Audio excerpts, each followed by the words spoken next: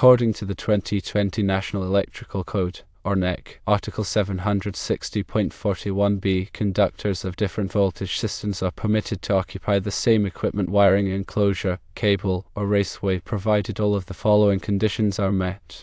Firstly, the conductors are insulated for the maximum voltage of any conductor in the enclosure, cable, or raceway. This condition is met if the conductors are 600 volts rated. Secondly, the conductors are of the multi-conductor type, or conductors are grouped together and treated as a cable. This might not be applicable if the wiring is in a conduit. Thirdly, the equipment wiring enclosure is marked with the maximum voltage of any conductor in the enclosure, or has a permanently posted caution label that warns that the enclosure might contain conductors of different voltages. This is also likely not applicable as the wiring is in a conduit. Fourthly, splices and taps are made only in accordance with the requirements of the NEC for the highest voltage conductor involved. This is unlikely to be an issue if the low voltage sprinkler control circuit is indeed low voltage. Therefore, as long as the conditions outlined in Article 760.41b of the NEC are met, a low voltage sprinkler control circuit can be run in a conduit with 120 volts power if the conductors used are 600 volts rated. To elaborate further on the NEC requirements, it's important to understand each condition more deeply. Let's start with the first condition, which is the insulation rating of the conductors. The code mandates that all conductors within the same enclosure, cable, or raceway must be insulated for the highest voltage present. This means if you have a 120 volt circuit and a low voltage circuit sharing a conduit, and the 120 volts conductors are, for example, rated at 600 volts, then the low voltage conductors must also have a 600 volts insulation rating. This requirement is in place to ensure that the insulation on all conductors is capable of withstanding the maximum potential difference within the raceway, providing a critical layer of safety against insulation breakdown and potential short circuits or ground faults. Moving on to the second condition, the NEC specifies that conductors must be either of the multi-conductor type or grouped together and treated as a cable. This requirement aims to maintain the integrity of the wiring and prevent individual conductors from becoming loose or damaged. When conductors are bundled together as a multi-conductor cable or properly grouped, they are less likely to be subjected to mechanical stress or abrasion, reducing the risk of insulation failure. However, it's important to note that this condition may not be applicable if the wiring is installed in a conduit, as the conduit itself provides a degree of physical protection to the individual conductors. Now let's discuss the third condition, which pertains to the marking of the equipment wiring enclosure. The NEC requires that the enclosure be marked with the maximum voltage of any conductor inside, or have a permanently posted caution label warning that the enclosure may contain conductors of different voltages.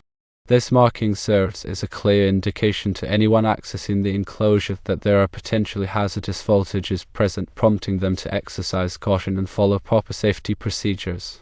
However, this condition may also not be applicable if the wiring is installed in a conduit, as the conduit itself may not be considered an equipment wiring enclosure in the traditional sense. Finally, the fourth condition addresses the issue of splices and taps. The NEC mandates that all splices and taps must be made in accordance with the code requirements for the highest voltage conductor involved.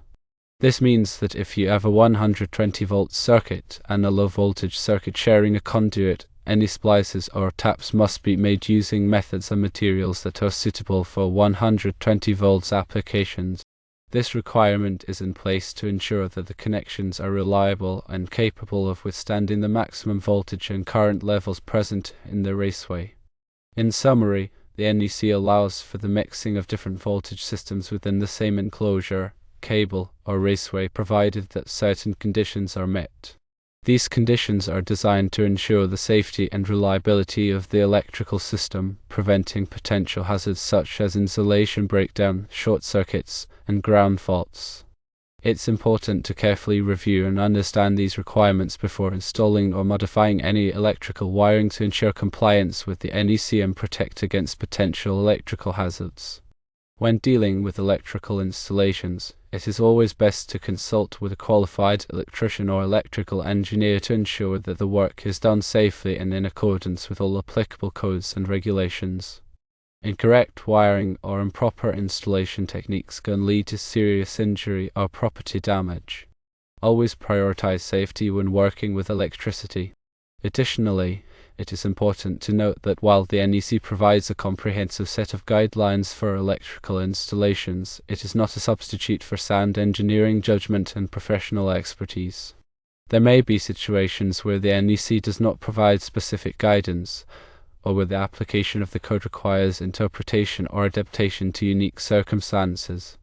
In such cases, it is essential to rely on the knowledge and experience of qualified professionals to ensure that the electrical system is designed and installed in a safe and reliable manner. Moreover, it is important to stay up to date with the latest revisions and amendments to the NEC. The code is updated every 3 years to reflect changes in technology, industry best practices, and emerging safety concerns. Failure to keep abreast of these changes can lead to non-compliance and potentially hazardous installations. Therefore, it is recommended that all electrical professionals and anyone involved in electrical work regularly review the latest edition of the NEC and participate in continuing education courses to stay informed about the latest requirements and best practices. In addition to the NEC, there may be other applicable codes and standards that govern electrical installations in specific jurisdictions. These may include state or local electrical codes, as well as industry standards such as those published by the National Fire Protection Association, or NFPA, and the Institute of Electrical and Electronics Engineers, or IEE. It is important to be aware of all applicable codes and standards and to ensure that the electrical installation complies with all relevant requirements. Furthermore, it is important to consider the specific application and environment when designing and installing electrical wiring. For example, wiring installed in wet or damp locations may require special insulation or enclosures to prevent corrosion or electrical shock hazards.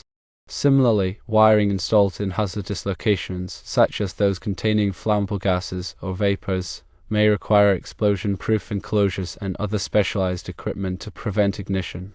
In such cases, it is essential to consult with qualified professionals who have experience with these types of installations and to follow all applicable codes and standards. When working with electrical wiring, it is also important to use the correct tools and equipment. This includes insulated screwdrivers, pliers, and wire strippers, as well as a reliable voltage tester to verify that circuits are energized before working on them. It is also important to wear appropriate personal protective equipment, such as safety glasses, gloves, and insulated footwear, to protect against electrical shock and other hazards. Finally, it is important to follow proper lockout/tagout procedures to ensure that circuits are de-energized and cannot be accidentally re-energized while work is in progress. This involves disconnecting the power source, locking out the circuit breaker or disconnect switch, and tagging the equipment to indicate that it is being worked on. By following these procedures, you can minimize the risk of electrical shock and other hazards.